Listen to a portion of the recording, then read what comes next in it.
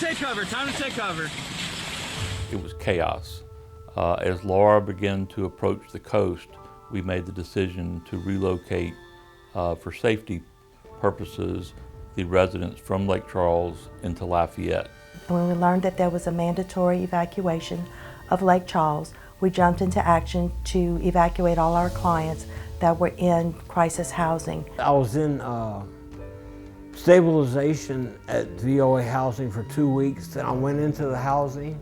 I got an apartment. I was there for 1 day, 1 night, and then the storm came the next night. That meant getting them out of Lake Charles, packing up all of their belongings, their medications, making sure they had 3 nights or more of clothing, whatever we could grab for them. I had no idea that I would be gone for over a year. I mean, it's basically pack what you need to bring with you for 2 or 3 days, and we're going to evacuate and we'll be back. Well, nobody realized how bad the storm was going to be. There wasn't anything to come back to.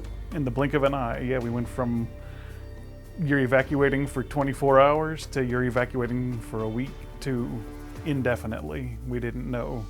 They put us up temporarily in Lafayette until they found us a facility in Baton Rouge.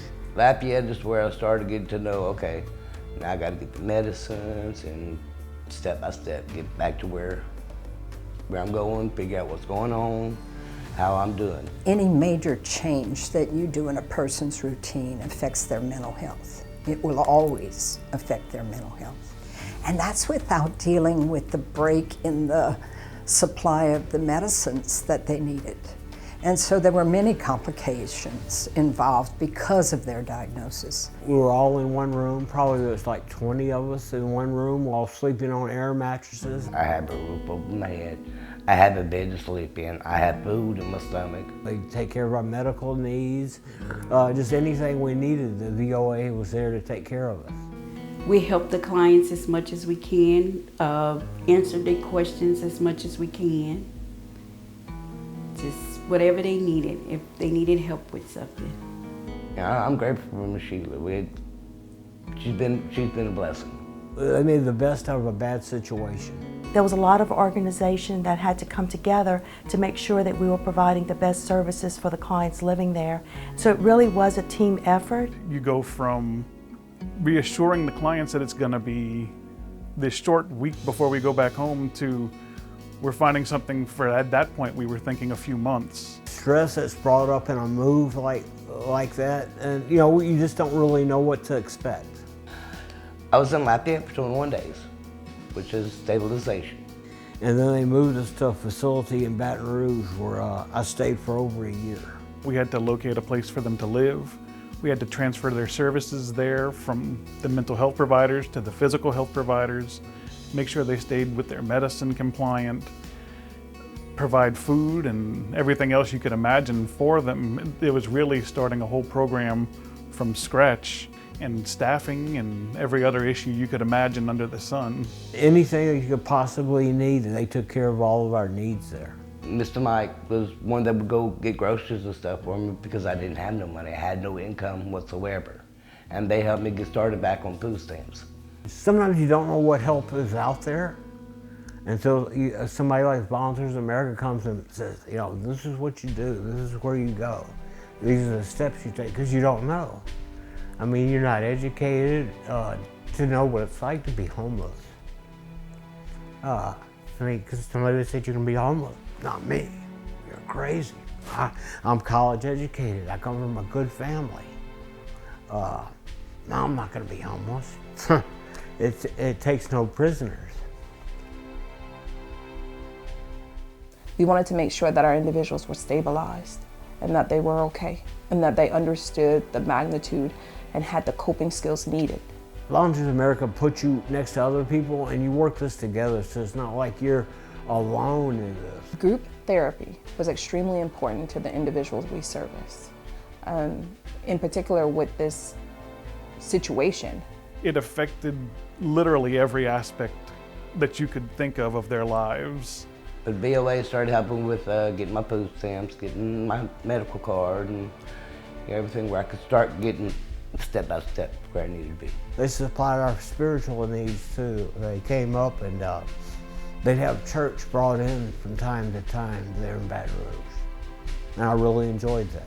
The bulk of the spiritual support was really to offer an opportunity for them to build a community. And if it wouldn't have been for the team of VOA, Maisie, Mike, Sheila, we'd have never been able to pull this off.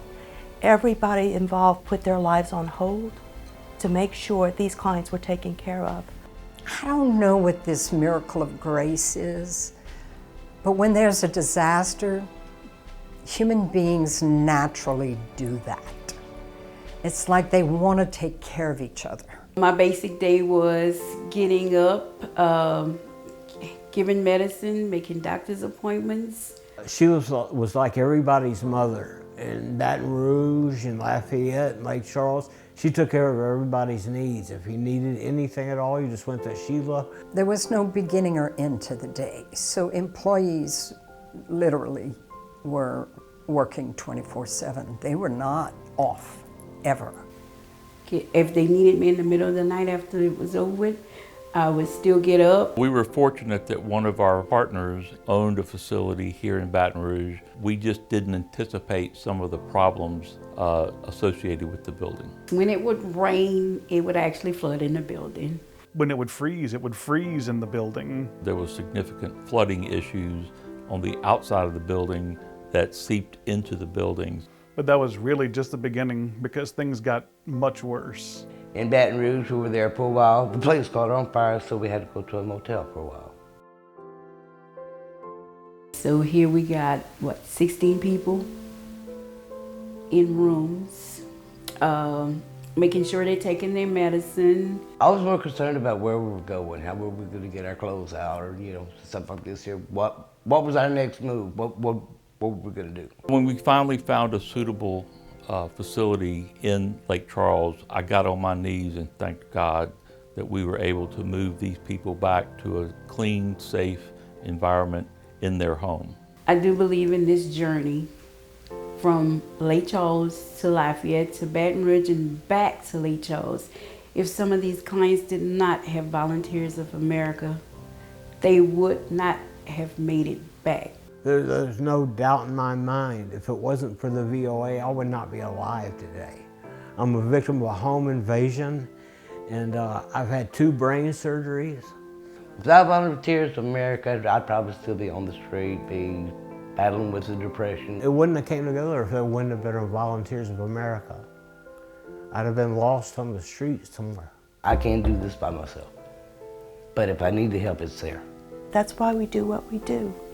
We do the things that other organizations or maybe other people don't do. We look at the problem, we jump in, and we help to fix it.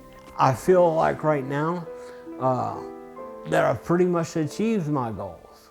I mean, I wanted housing, to be independent, to be self-sufficient, and I've pretty much made those things. If I could help other people get to where I am, then that's what I would like to do. I know I can make it on my own now. It's hard for me to believe now that life is as good as it is for me, and it's really good. Some people may look at my life and say, hey, well, look, it's not much. You don't know where I've been.